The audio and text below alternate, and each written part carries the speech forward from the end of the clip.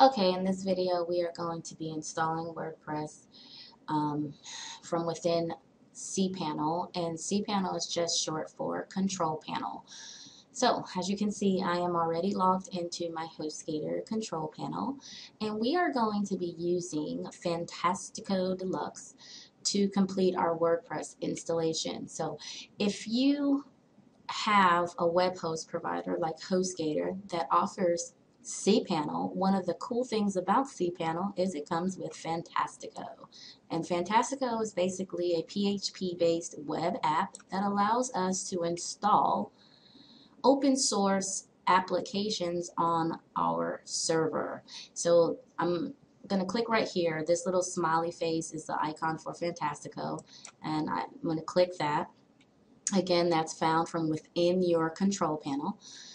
And once you click the Fantastico link, it opens up this page here, where on the left side you have a list of all the different apps that you can install from within Fantastico. And we are interested in this link right here, which says WordPress. So I'm going to click on WordPress. It's going to take me to a page that gives me a little bit of information about WordPress. Also gives me the link to the main WordPress site where I could find out more information about it, read up on it. Also link to the support forum.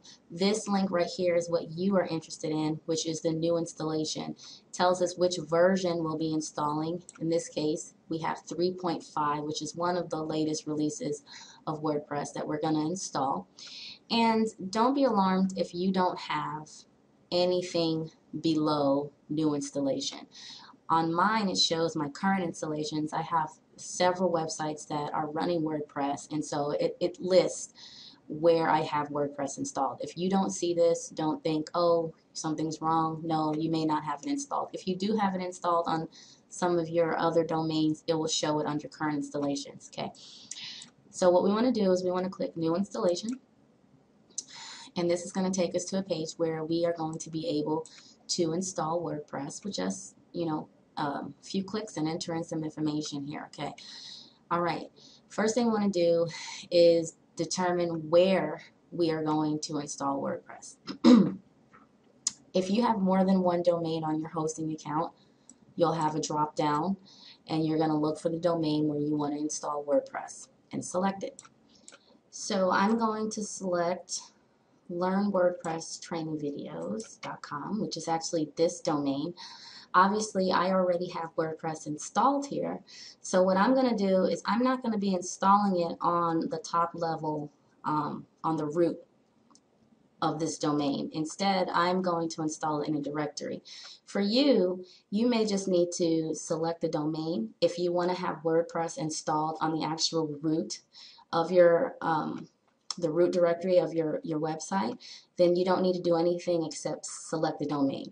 But if you want WordPress to be installed in another location, say for instance your site is shellysiciclepops.com and you want to install a blog and you want it to be shellysiciclepops.com/blog, and that's where you want your that's where you want your WordPress installation, you would click right into here and you would name the directory. So if it's going to be in a directory called blog, you would type in blog here.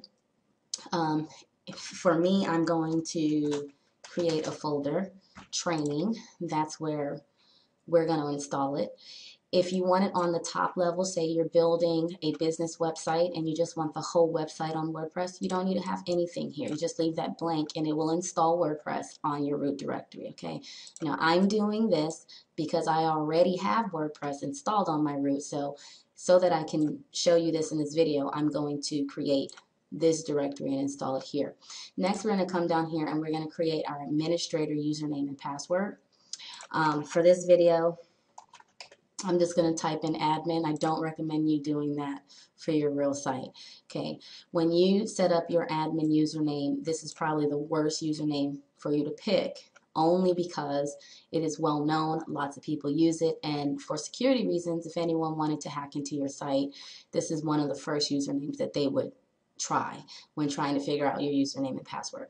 I'm using it for this video, of course. I will come back and change it later, and I will also change my password. Okay, so for now I'm going to put training1234 as my password. And we can select our admin nickname. We want to put in our admin email.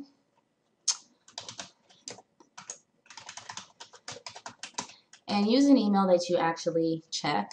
Anytime there's an alert or information that needs to be sent to the administrator from your website, this is the email address that you put here is going to be the email that is used for you to receive that information. So don't just put in an email that you never check. Okay? And site name and description. You can put this in now or you can put it in later. I'm going to leave it blank for now because from within WordPress and the general settings, I know I can add this later. So what I want to do next is I'm just going to click Install WordPress. This is the first step, and this is really just a 2-click process after you put in that information. So that was the first click. It takes us to here, lets us know that a MySQL database was created. It lets us know the username of that database. It lets us know and confirm the directory or the subdirectory where our WordPress installation is being installed, and I did mine in the subdirectory training.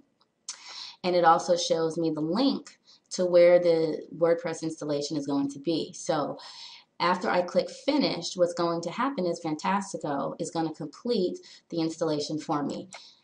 So I'm going to click finish. And that's pretty much all there is to it. This confirms that everything went okay.